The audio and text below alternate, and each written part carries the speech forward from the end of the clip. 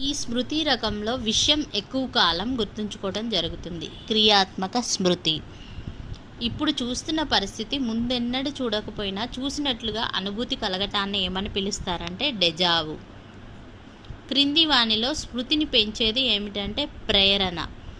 కొండ గుర్తులను ఉపయోగించటం వలన పెంపొందేంటంటే మన మెమొరీ, స్మృతి. స్వాతి 30 పదాలు గల అర్ధరహిత పదాల జాబితాను 30 ప్రయత్నాల్లో నేర్చుకోగలిగింది. కొన్ని రోజుల తర్వాత ఆమెను మరలా అదే జాబితాని నేర్చుకోమనగా ఈసారి ఆమె 12 ప్రయత్నాలలో తిరిగి నేర్చుకోగలిగింది. ఆమె పొదుపు గణన ఎంత?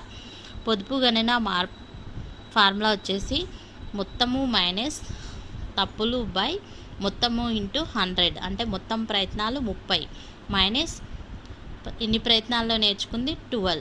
సో 30 మైనస్ 12 వచ్చేసి 18 బై మొత్తం 30 ఇంటూ 100. 0 0 క్యాన్సిల్, 3 1 3 6 60 దినాలు.